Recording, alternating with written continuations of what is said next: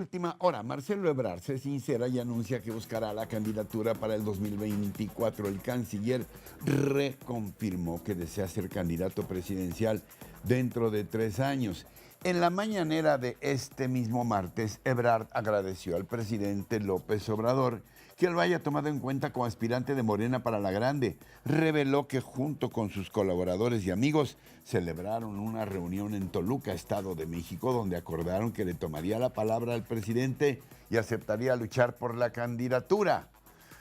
Pues yo lo único que me pregunto es a qué hora van a trabajar todos los aspirantes. Bueno, ¿qué tal? Qué bueno que están con nosotros en el noticiero más veloz del planeta, 10 a las 2. Información a ritmo digital. La 1. A ver, ¿cómo estamos en la economía de este país? La pregunta es una, las respuestas son varias, todo según el color o el cristal de los periódicos del día de hoy. En el Universal, recuperación del empleo va lenta, faltan 628,000. El Financiero casi coincide, crean más empleos, pero faltan 438,000. Ahora, según los expertos, muchos de estos empleos son de baja remuneración, lo que llaman pobreza laboral. En cualquier caso, la jornada es mucho más optimista. Según la OCDE, México ha hilado 14 meses de recuperación económica, lentos pero seguros. Pesimistas de plano o realistas tal vez el INEGI y el Coneval, que anticipan 14 millones de nuevos pobres. Este año llegaremos a 67 millones. Y ya de plano, señales de alarma de la Agencia de la ONU para la Alimentación y la Cultura, la FAO, que establece que México se aleja de la meta universal de hambre cero para llegar a 9,200,000 mexicanos que padecen hambre. 92 estadios aztecas llenos de hambrientos. Pregunto, ¿no va siendo hora de que hagamos a un lado los trenecitos, los avioncitos y los tanquecitos de gas y enfocar nuestros esfuerzos en una gran estrategia agroalimentaria? La 2. Difieren Biden y AMLO sobre Cuba. Las protestas de los cubanos en contra de su gobierno llamaron la atención del mundo y provocaron comentarios de jefes de Estado, entre ellos los presidentes de México, Andrés Manuel López Obrador, y de Estados Unidos, Joe Biden, quienes además sostuvieron posturas muy encontradas. Biden estuvo a favor de los manifestantes, pidió al gobierno de la isla que escuche a su gente y atienda sus necesidades. Quiero empezar reconociendo las notables protestas que están teniendo lugar en Cuba. El pueblo cubano está exigiendo su libertad de un régimen autoritario. Y no creo que hayamos visto nada como estas protestas en mucho, mucho tiempo, o francamente nunca. Estados Unidos apoya firmemente al pueblo de Cuba en la afirmación de sus derechos universales. Por su parte, López Obrador urgió poner fin al bloqueo de los Estados Unidos a Cuba y subrayó que México podría colaborar con ayuda humanitaria al país caribeño. Si el gobierno de Cuba lo considera necesario y su pueblo así lo demanda, el gobierno de México podría ayudar con medicamentos, con vacunas, con lo que se requiera. ¿Con comida también, presidente? Y con comida. La 3. Muy poco interés de jóvenes por la vacuna contra el COVID. A pesar de que este lunes inició la vacunación de las personas de entre 30 y 39 años, la afluencia no ha sido la esperada en los lugares donde se aplica el antígeno, prácticamente vacíos. Lo anterior contrasta con las imágenes publicadas por algunos medios, donde el fin de semana las chelerías de Tepito fueron abarrotadas por los chavos que sin sana distancia, sin cubrebocas y sin ninguna medida sanitaria, eso sí, con buen perreo, disfrutaban de sus bebidas. Tema que fue retomado en redes sociales para criticar la criminalización de los jóvenes de los barrios de la ciudad, mientras que en los bares y antros picudos de la Condesa, Polanco e Interlomas sucede lo mismo sin que nadie se escandalice. En tanto, la pandemia avanza en México. El acumulado de contagios es de 2.593.574 y el número de muertos llega ya a 235.058. La 4. México, país de altísimo riesgo para la defensa de los derechos humanos, de bosques y ríos, así como para ejercer el periodismo. La Secretaría de Gobernación informa que del 1 de diciembre de 2018, cuando inició el gobierno de Andrés Manuel López Obrador, a la fecha, 68 defensores de derechos humanos y activistas ambientales han sido asesinados, al igual que 43 periodistas. Y lo peor es que 9 de ellos eran beneficiarios del mecanismo de protección para personas defensoras de derechos humanos y periodistas. Esto es supuestamente porque gozaban de protección por parte del Estado. Gobernación reconoce que el nivel de riesgo que sufren periodistas y defensores es un elemento que visibiliza la crisis de derechos humanos en México. Y baste un dato: según la Clasificación Mundial de la Libertad de Prensa 2021, México ocupa el lugar 143 de 180 países. Están calificados hacia abajo, 143 de 180 países y territorios evaluados en esta materia. El peligro está en cada reporte, en cada línea, en cada comentario. La 5. Luis Cárdenas Palomino, ex titular de la División de Seguridad Regional de la extinta Policía Federal, fue vinculado a proceso por el delito de tortura. El también considerado hombre más cercano a Genaro García Luna, secretario de Seguridad Pública, con Felipe Calderón, ya se encuentra recluido en el penal del Altiplano. De acuerdo a investigaciones, en abril de 2012, Cárdenas Palomino ordenó y estuvo al frente de la captura y tortura de Mario Vallarta Cisneros, Sergio Cortés Vallarta y de los hermanos Ricardo y Eduardo Estrada Granados, supuestos miembros de la banda de secuestradores Los Zodiaco, relacionados con el caso de la francesa Florence Cassés.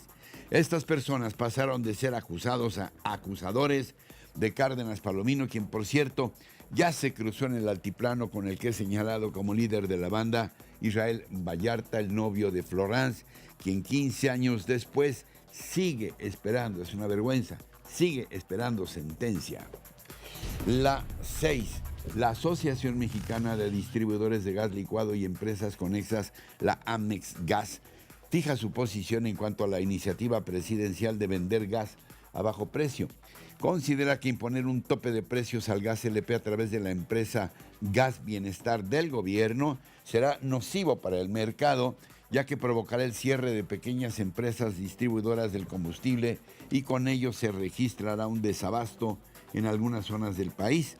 Para Amex Gas, la creación de una nueva empresa es buena para la competencia del mercado, siempre y cuando opere al igual que el resto de las distribuidoras privadas y no goce de privilegios, por lo que destaca en que se requiere de una estrategia muy bien definida para la entrada en operación de Gas Bienestar.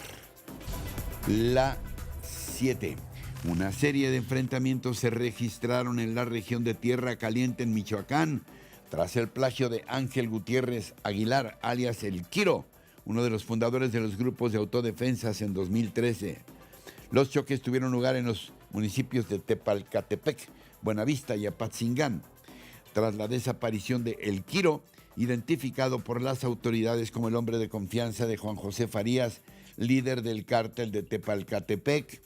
De acuerdo a los reportes de los pobladores, los combates fueron protagonizados por sicarios del cártel Jalisco Nueva Generación y Cárteles Unidos, este último integrado por los cárteles de Tepalcatepec, de los Reyes y de la Nueva Familia Michoacana. ¡Qué caos! Según versiones, El Quiro habría sido plagiado la tarde del domingo por un grupo afín al cártel Jalisco Nueva Generación. La 8. Y a propósito de Michoacán, Silvano Aureoles, el gobernador, no se da por vencido y lo intenta de nuevo. Mediante un oficio solicita una audiencia con el presidente López Obrador para tratar temas de la más alta relevancia para el estado de Michoacán. Señala que desea hacerlo de manera personal, ya que compromete la integridad y la vida de michoacanas y michoacanos. y le deja saber que es urgente que conozca los detalles y evidencias que ponen en riesgo la integridad de las instituciones del Estado mexicano. Aureoles lleva varias semanas intentando hablar con el presidente para mostrarle pruebas que, según él, resultan evidencias de la relación de Morena con el narcotráfico. Habrá que ver si, bueno, pues ahora lo dejan otra vez esperando como la vez anterior en Palacio Nacional, eso sí, con su banquito. La 9. Fíjense que hoy nuestra gran experta comunicóloga Ana María Olabuenaga nos da respuesta a una pregunta fundamental de nuestro tiempo. ¿Cómo surgen los influencers de las redes y cuál su importancia ahora? El mundo de los influencers surgió en 2006 junto con la comunicación interactiva que estrenaron las redes sociales. Por entonces, el siglo XX comenzaba a estallar al no haber podido dar solución a los grandes retos globales y haber hecho aún más profundos algunos de ellos, como la pobreza, la desigualdad, la discriminación, el medio ambiente. Con ello, el poder de los influencers fue creciendo debido a dos factores. Primero, el desarrollo tecnológico que convirtió a Internet en la más importante fuente de información y entretenimiento, al grado que hoy más de la mitad de la inversión publicitaria global se destina a ella. Y, en segundo lugar, a la crisis de credibilidad que sufrieron los actores e instituciones del siglo XX. ¿Quiénes?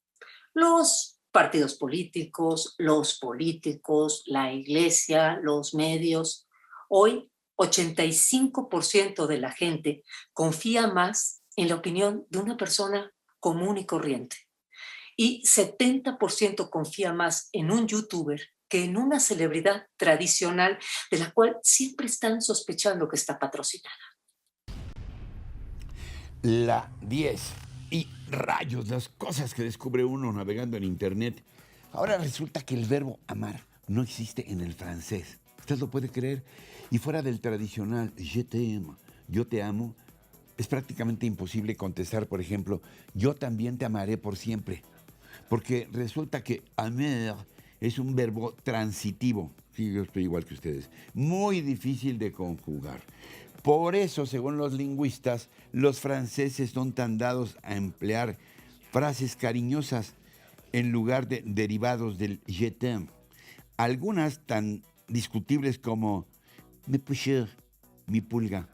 Imagínense aquí que le digan a una chava mi pulga o a su novia o lo que sea, pues quién sabe cómo les vaya.